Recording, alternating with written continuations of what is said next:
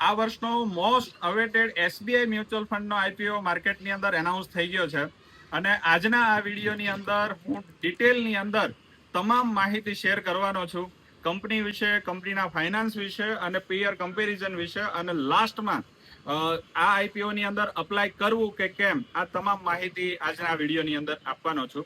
તો સૌથી પહેલા કંપની વિશે અગર માહિતી આપું તો માર્કેટની અંદર 1992 ની અંદર આ કંપની ઇન્કોર્પોરેટ થયેલી હતી.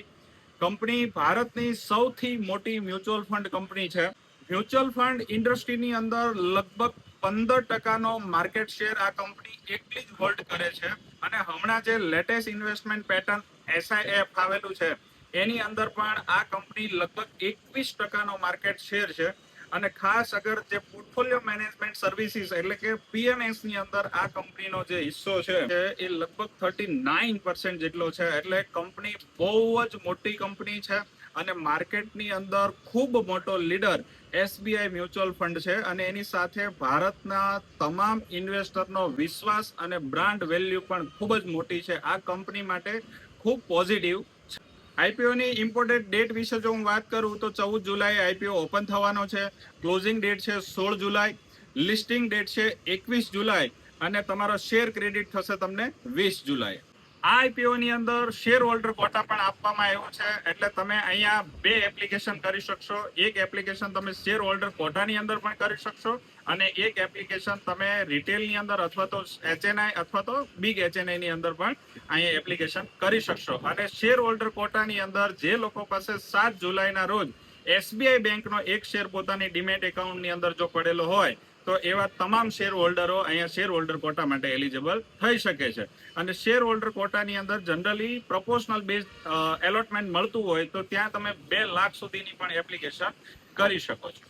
પ્રાઇસ બેન્ડની જો હું વાત કરું તો 545 થી લઈ અને 574, તો આપણે બધાએ કટઅપ પ્રાઇસ પર જ અપ્લાય કરવાનું છે. 574 ની પ્રાઇસ બેન્ડ છે. ટોટલ આઈપીઓ ની સાઇઝ છે 11,693 કરોડ રૂપિયાની. આ 11,693 OFS છે, એટલે કે અહીંયા એક્ઝિસ્ટિંગ ઓનર જે છે એ માલ વેચી અને જઈ રહ્યા છે. તો આ એક નેગેટિવ પોઈન્ટ પણ આઈપીઓ વિશે કહી શકાય કે અહીંયા કંપનીના જે એક્ઝિસ્ટિંગ શેર હોલ્ડર છે એ લોકો પોતાનો અમુક હિસ્સો વેચે છે. તો બની શકે કે થોડું નેગેટિવ આ બાબત કહી શકો તમે. રિટેલમાં એક લોટ 26 શેર માટેનો રહેશે, જે લગભગ 14,924 રૂપિયાનો થશે. જ્યારે સ્મોલ HNI ની અંદર તમે 13 લોટ સુધી અપ્લાય કરી શકશો અને બિગ HNI ની અંદર 69 લોટ સુધી પણ અપ્લાય કરી શકશો. તો અહીંયા ફાઇનાન્શિયલની અગર જો વાત કરીએ તો 21%નો પ્રોફિટ આફ્ટર ટેક્સનો ગ્રોથ કંપની સતત કરી રહી છે. અને કંપની જે અત્યારે માર્કેટની અંદર આઈપીઓ લઈને આવી રહી છે એ સસ્તો છે કે મોંઘો છે એ કમ્પેર કરવી હોય તો એની જે અત્યારે ઓલરેડી માર્કેટની અંદર કંપનીઓ લિસ્ટિંગ છે એની સાથે પણ તમે કમ્પેર કરી શકો. તો અહીંયા SBI મ્યુચ્યુઅલ ફંડ જે છે એ 38ના PE પર અત્યારે આઈપીઓ લાવવાની કોશિશ કરી રહી છે. અને જે HDFC કે ICICI જે direct comparison, apple to apple comparison અગર કરવી હોય તો આ બંને AMC માર્કેટની અંદર લિસ્ટેડ છે. ICICI નો જે PE રેશિયો છે એ છે 49 નો અને HDFC AMC નો PE રેશિયો છે 41 નો. તો કહી શકો કે ઓકે વેલ્યુએશન ઉપર કંપની લાવી રહી છે આઈપીઓ. નથી વધારે પડતો મોંઘો કે નથી ખૂબ સસ્તો, અને પીયર કમ્પેરિઝન થી થોડો આજુબાજુની અંદર થોડો અહીંયા ગેપ કંપનીએ છોડેલો છે. અને સૌથી લાસ્ટ અને મહત્વનો મુદ્દો કે શું આની અંદર અપ્લાય કરવું જોઈએ કે કેમ, તો અત્યારે માર્કેટની અંદર as per sources grey market premium 75 રૂપીસનું ચાલી રહ્યું છે. અને બની શકે કે જે દિવસે લિસ્ટિંગ હોય એ દિવસના સર્કમસ્ટાન્સીસ અને એ દિવસના માર્કેટની કઈ પોઝિશન ઉપર માર્કેટ હશે એના ઉપર આધાર રાખશે. પણ અગર કોઈ ઇન્વેસ્ટર માત્ર લિસ્ટિંગ ગેઇન માટે અહીંયા આઈપીઓ અપ્લાય કરવા માંગતો હોય તો એ પોતાની રિસ્ક કેપિટલ ધ્યાનમાં રાખી અને અપ્લાય કરી શકે છે.